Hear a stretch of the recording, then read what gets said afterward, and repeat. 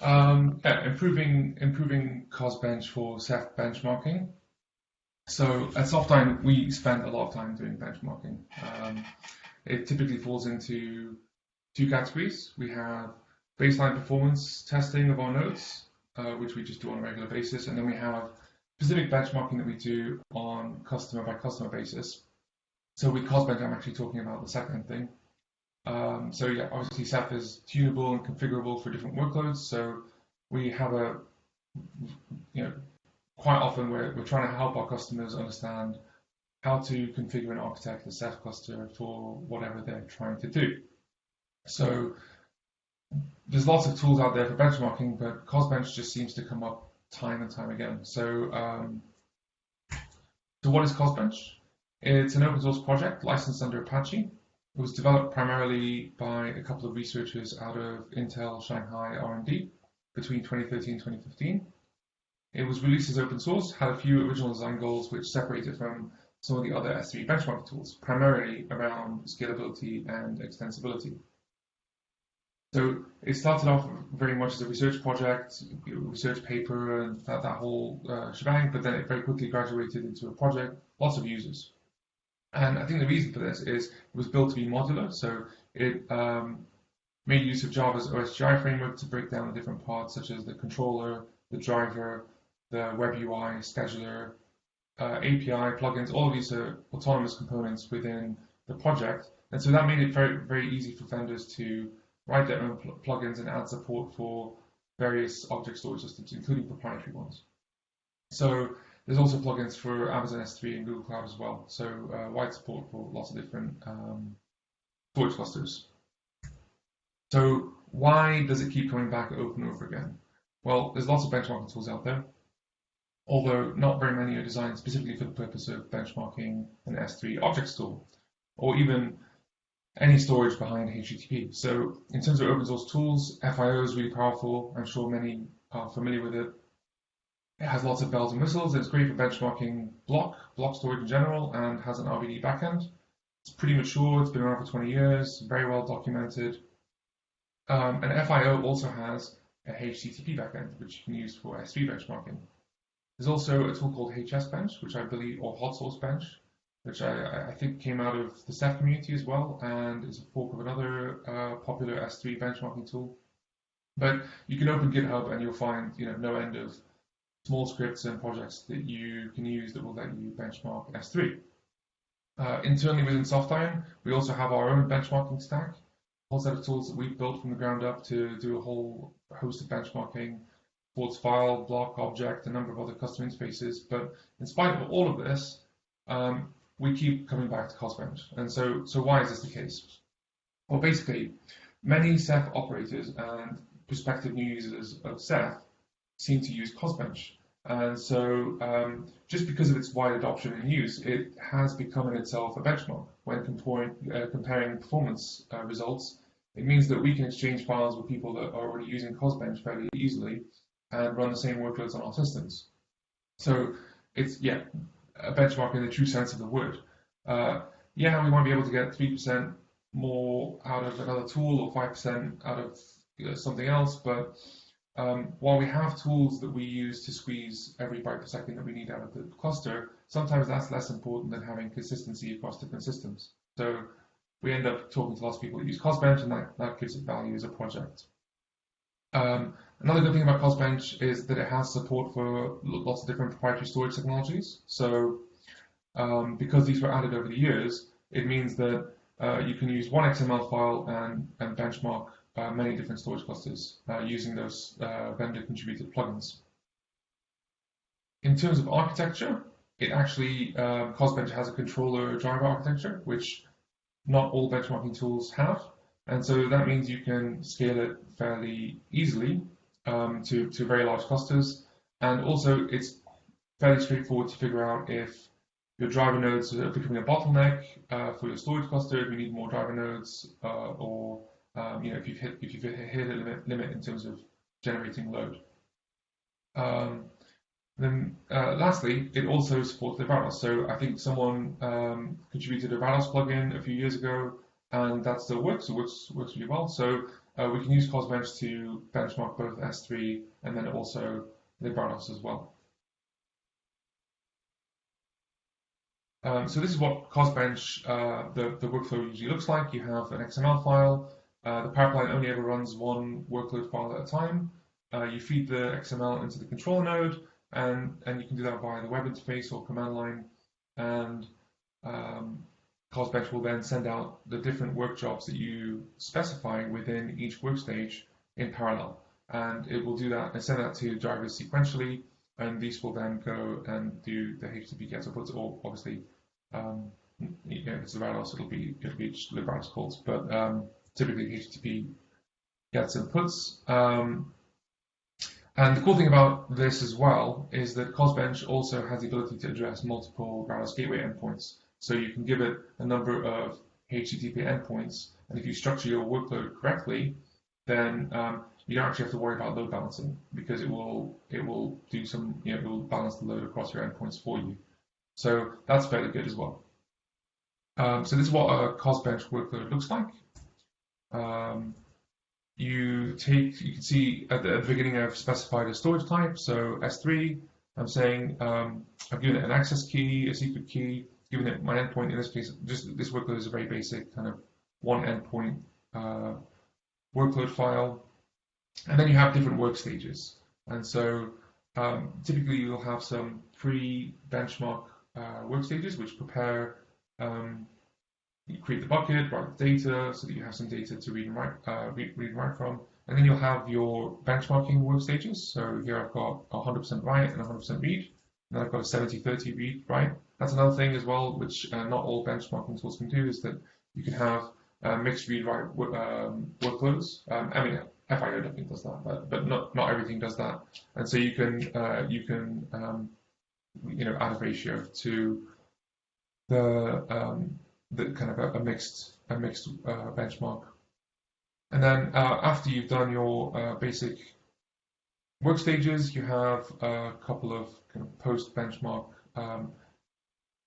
essentially clean up, deleting the data, and then disposing of the bucket as well. I've actually skipped, in this workload, I've skipped the creation of the data because I had my write work stage first, but you need to be careful with that sometimes because you typically read faster than you write, and so if you do a time-based workload, or you can sometimes end up with an overflow. So this is quite lazy. It's much safer to just have a write data, but if you're careful, you can get away with it. So that's essentially what it looks like. So what does our network look like?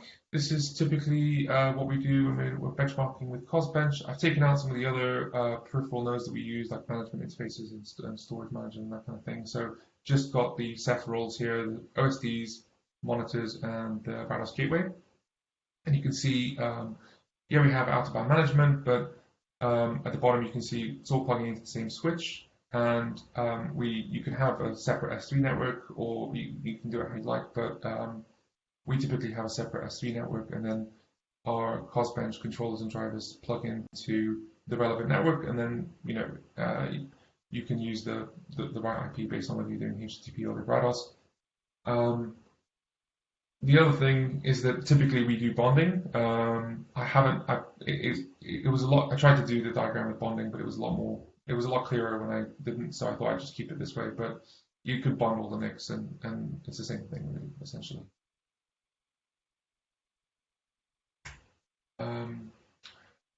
So yeah, Cosbench has a web interface. It's not that great. It's okay sometimes to just watch the cluster and see how things are going. I tend to not use it. I tend to use Grafana and Prometheus to watch, kind of see what's happening on the cluster. And also, the really useful command is the Ceph OSD pool stats, so I can see what Ceph's reporting, if that matches up with what I'm seeing on the other side, and so I get some validation there. You can really, other than watching what's going on, you can also kick off workloads and generate workload files from the interface, but it's more effort than it's worth, in my opinion. So I just don't bother with the web interface at all. I tend to just submit workload files using the command line, and yeah, so I'm not a big fan of the web interface, really. So, what sucks with Cosbench? Turns out quite a lot of things. Firstly, there's no build system, so you can't really build it easily from source today. If you want to build it, you have to manually construct a development environment in Eclipse and figure out how that works. It distributes all the builds, the built binaries in the repo, which is obviously always bad. The Java it uses is now fairly ancient, but that's partially because it hasn't seen much development in many years. But it also means that you have to faff about, even just to run it, let alone build it, you have to faff around with getting an old Java, which can sometimes be fun on modern distros. So yeah, the build system is basically non-existent. And actually, I think it's a lot more difficult getting it to build on Linux than it is on Windows. I don't even know if we've managed to get it to build on Linux before. So, i.e., with the Eclipse kind of strategy, that is what I mean. So the build system's not great. The project's also kind of dead, so it's unmaintained. While there are some forks that add in vendor plugins and a few other things, there hasn't really been real development on the core of Cosbench in a long time, maybe more than 5 or 6 years. And so the last release was more than 5 years ago, and if you try and run the last release, it actually doesn't work. You have to run the penultimate release. There's something wrong with the last release. I can't remember exactly what. So there's all these different traps. As a user trying to use Cosbench for the first time, you fall into many of them, and it's can be quite fun. Obviously, there's no build system, so how are we going to distribute anything? Basically, if you want to install it on new nodes, it's just a very manual process. I imagine that people in the community that still use Cosbench have probably written their own scripts to do this in an automated way, but everyone has to figure this out themselves. So there's no package management, there's no Docker, there's no nothing. And not only that, to start the project to just get it to run, you have these bootstrappy bash scripts that it relies on, and they're pretty flaky and not very reliable. So that's another issue. Kind of sucks. And then I think the most annoying thing is the workflow, but also the most easily solved thing, which is that no one really likes writing XML. Or no one I know likes writing XML, and constructing workload files is really a pain to do manually. So once you've got a bunch of XML files that you're happy with, on top of that, you then have to parse the results from the runs. And because you have lots of drivers, you have to go in and figure out what the aggregate result is by adding up all of the results from your different drivers, which it doesn't do. It kind of has something that does this in the web interface. But sometimes it's there, sometimes it's not. It tends to just vanish, and then you just have to do it manually. So it's very unreliable. So you end up getting a calculator out and summing results, and once you've done that 10 times, you're kind of irritated. Once you've done that 100 times, well, yeah, I don't know, it's not great. So another pain point is the workflow. So we have an internal branch of Cosbench, and over time we've kind of tried to make our lives easier to just deal with it. So what progress have we made over time? I think the biggest thing is that we've actually introduced a build system. So you can, one of my colleagues actually, spent quite, it was non-trivial effort, but he spent quite a bit of time getting it to build with Maven. So we can now throw Eclipse out the window from Linux, just type Maven build, and we're off. So that's really great, and that's I think a big change that we found pretty useful. On top of that, we also have packaged Cosbench for Debian. So Software Linux is a fork of Debian, and so I'd imagine that our packages will work on any Debian system, maybe even Ubuntu. I haven't tried it. And so we build these with GitLab CI. And this places the various, when you install the packages, it places the various pieces of Cosbench in conventional system directories. So you have configurations in /etc. I think we have some stuff in varlib, and so it's all kind of a lot more tidy. And we also have systemd services. So you can easily start and stop and restart various Cosbench services, the driver and the controller, relatively easily, single command. So once you've edited the configuration file in /etc, you specify your drivers and controller nodes, then you just literally run the systemd start command and you're good to go. And then we've also done some work to make it easier to generate Cosbench workloads. So from our standard benchmarking stack, we can specify a workload, and it will go away and build some XML for us that we want. It doesn't support everything, but it does some basic things. And then we also have some scripting that helps us parse the CSV files that Cosbench logs as part of its, so kind of the results gathering as well. So we have some scripts for generating the workloads that comes in, and then we have some scripts for pulling out the results on the other end. And actually, I figured out after we did this, I realized that the Ceph benchmarking tool, CVT, also, I think, has done some of that as well. So I think that supports Cosbench as a backend. But I haven't actually, I haven't looked at it in Angular, so I'm not sure if those scripts might be better or if our stuff's better, but it's definitely worth exploring. And then the other thing is we've got some slightly better documentation as well. So all the Cosbench docs are in this PDF, and it's like this long academic kind of scroll 30 pages kind of things. And it's also not very clear in some cases kind of what different variables do and how to, what the syntax is like when you're building an XML.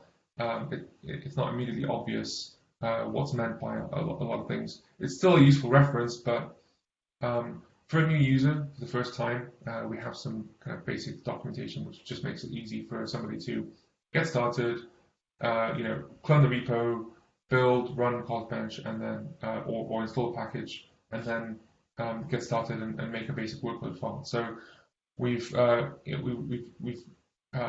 that's a lot easier as well. So yeah, we have this internal branch that has a few of these changes. There's still more that we can do, I think, to make Cosbench a bit easier, but I definitely find some of the changes we made already a bit easier. So we want to tidy up this branch and make it available in the open, ideally at some point in the next month or so that other people can take advantage of the efforts that we put in. If it's useful to people, if people are still using Cosbench in Angular, then that's great. Maybe somebody else will find this useful as well. We'll probably only have packages for Debian to begin with. If other people want packages for other distros, maybe we can look at it, or maybe they could quite easily build their own packages and contribute that. That would be welcome. I guess we're just generally interested to see who else is using Cosbench still, and if there's others in the community, within the Ceph community that are still using it, it would be great to collaborate and figure out how we could work together. So that's kind of a summary of what we've improved with Cosbench. I welcome any questions. This is Shekhar this side. Am I audible? Yes, we can hear you.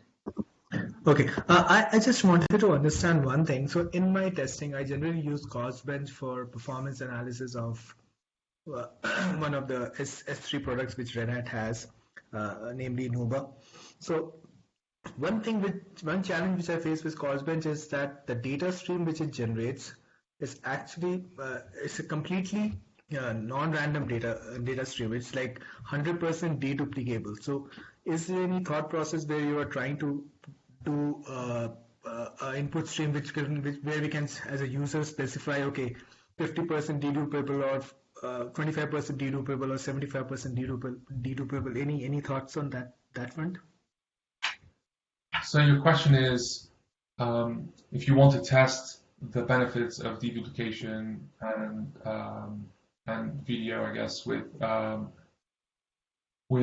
Cosbench, because the input stream is reproducible every time, it makes it very difficult to test the benchmark, to see the benefits of VDO. Yeah, that's right.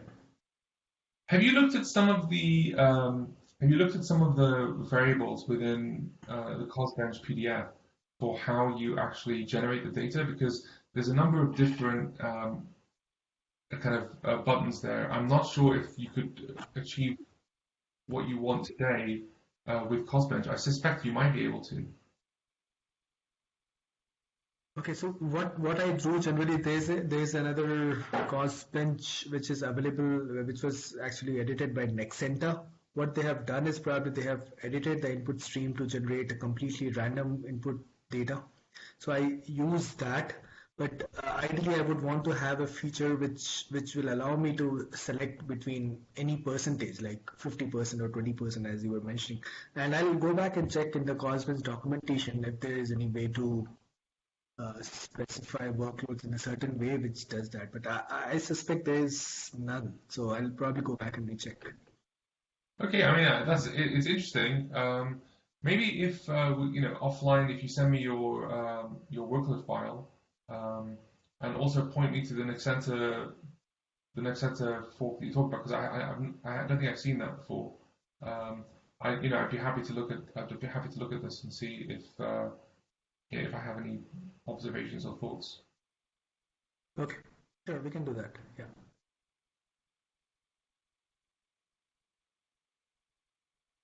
What's the best way to get in touch with you, Shekhar? Can you come again? I didn't get you. What's the best way to get in touch with you? I'll leave an email address in the chat. Yeah, that's great. I'll ping you over the email then. Great, thanks.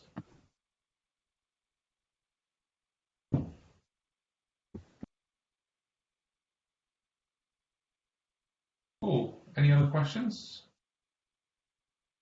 Anybody else using Cosbench other than Shaker?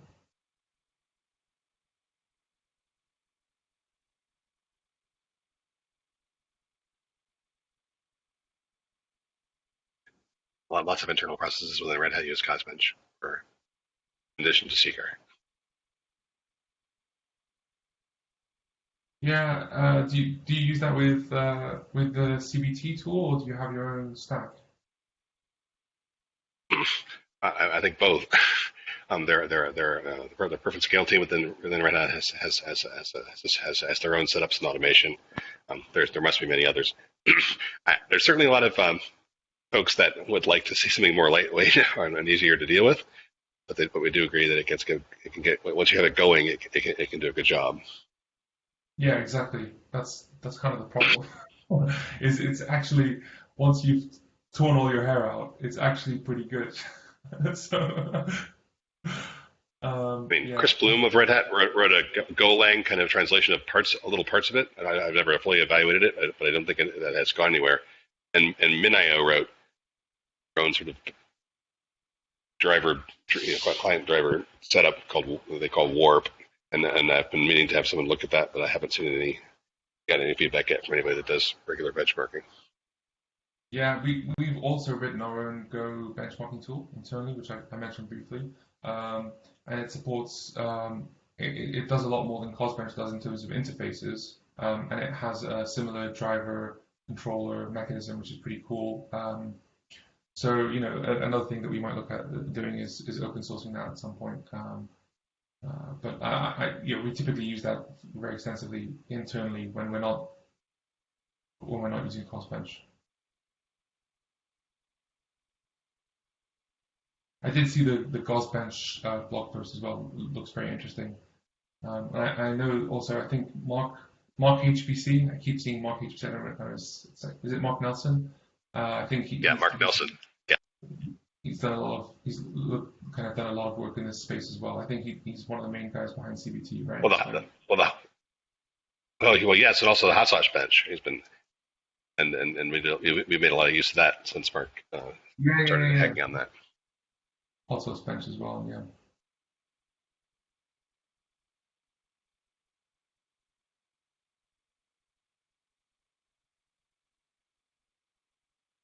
Cool. Well, there's no more questions. Thank you very much.